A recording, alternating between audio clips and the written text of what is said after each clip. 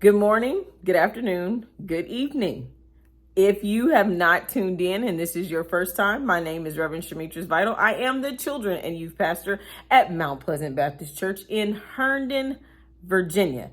Brought back by popular demand, I was asked to do the series that I've done before, the 12 Days of Christmas. This year, our 12 Days of Christmas will cover the subject of an expected gift. Yes, an expected gift. What we're going to do over the next 12 days of Christmas is we are going to go through some popular biblical truths where you can find this in your Bible if you're reading your Bible. If not, just tune right on in. I'm just going to give you a quick little summary of how you can find out about an expected gift. So I want to start off with the story of Joseph, found in the first book of the 66 books of the Bible in chapters 37 through 50. Again, that's Genesis chapter 37 through 50. Now, I'm not going to go through every single chapter. I'm going to kind of run through this to give you some quick points, some things that you can take with you. So, your topic today is your gift will make room. Your gift will make room. Okay? So, first thing that you need to know about this gift is that even though it's a gift, your gift may cause jealousy at some point in time. For Joseph, during this time, he was the youngest son of his father, of Jacob, of his beloved bride, and he gave him a coat of many colors. This coat was a prized possession. Joseph wore it, and unfortunately, his older brothers did not like that so much. Not to mention, Joseph was a dreamer. How many of you guys out there are dreamers? How many of you guys can interpret your dream? Well, Joseph was a dreamer, but not just any kind of dreamer. He could interpret his dreams. Well, Joseph made a mistake, and Joseph shared the interpretation of his two dreams. This infuriated his brothers, and it made them angry. So remember, we talked about your gift is going to cause some jealousy. Your gift can't be shared at a premature time. So make sure you write that down. You can't share your gift at a premature time. So Joseph was sharing that he could interpret his dreams early on with his brothers, and he was telling them what his dreams meant. And unfortunately for him at that time, being young, his dreams let him know that he was going to be in power over his brothers, and he was going to do some really great things. So that probably means somebody that's listening to this, you've got a gift that God has already shown you, but it's not time to share it just yet, right? It's still a secret. It's still growing, and it's just premature. Don't share your gift too soon. Well, because Joseph shared his gift so soon, this caused the jealousy within the family, right? And so therefore his brothers put out a motion to kill him. They were going to kill him. Luckily, he had one brother with some common sense, like, let's not kill our brother. They threw him in a pit. This brother said, I'm going to go back and get him out. But along the way, there was a group of people coming down the road, and they decided to sell their brother. So Joseph was sold by his brothers for mere pennies, okay? You know, sometimes people will take things from you for a few dollars or cents. Maybe you have a business or something. Again, it might be too premature, but you don't want to sell it too soon. So they sold Joseph, and what ended up happening is his gift ended up getting him into some situations. He rose into power. He was put in place. He was doing a lot of great things. And then all of a sudden, he became a little big around the camp and Potiphar's house. So Joseph found favor in Potiphar's house. And so he was put in charge of a lot of things. And then all of a sudden, the wife had eyes for Joseph, and she wanted to be with Joseph. Well, Joseph knew that this was wrong. And since he said no, she put out a lie. Your gift can cause people to lie about you. So she lied, said that Joseph did some things, and what ended up happening? Joseph was thrown into prison. Along with Joseph being thrown into prison, there was two other people thrown into prison who ended up actually needing Joseph's help. So your gift will cause people to need you.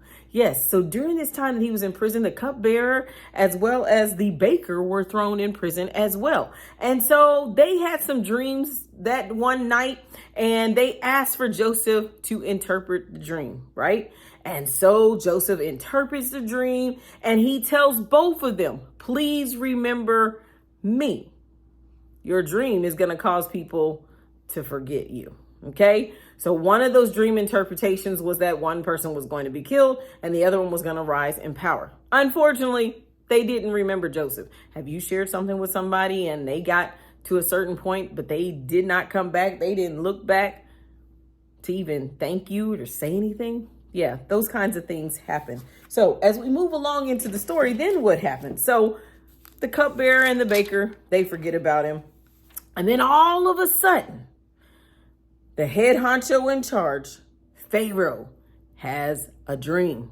He has a dream, and none of his people can interpret the dream. So then that's when he is remembered by one of these people that was in prison. And so they say, oh, you know what? There was a guy who was in prison with me who can interpret your dream, because he said that what happened to so-and-so, it happened. And what he said about the other person, about me, it happened. And I'm standing here today. So at some point, even though they forget about you, they will be caused to remember you. Joseph ends up coming into Pharaoh's house. And long story short, Joseph interprets the dream for Pharaoh. He not only interprets one, but he interprets two. So what ends up happening, because of Joseph interpreting the dream, he is brought into second in command because he helped Pharaoh out. Your gift will make room for you.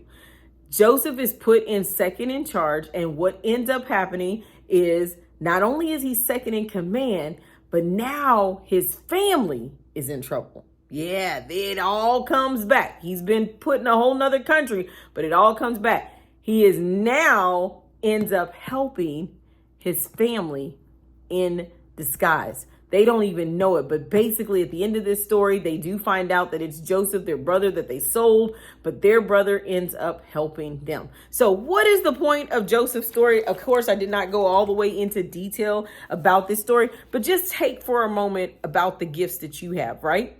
We have gifts that God has given us that are inside of us, and they are expected gifts. Joseph had a gift to interpret dreams. He shared it prematurely, and that got him in trouble. Then he rose to a level of power, and because of that power that was premature, he ended up in a situation. He ended up back in prison. And so during this time, he's in prison and he's just like, I don't know why I'm here, Lord. I remember my dream said I was going to be here, here, and here. Then his dream brings him to a place that someone is caused to remember him. And this brings him out of prison, out of captivity. And so what I want you to take away from this is that your dream will make room for you, but you don't want to share the dream prematurely. Okay? So final thoughts. What are we taking away from this? Your gift will make room for you. Joseph's gift made room for him, and he ended up ruling over Pharaoh's house and then saving his family.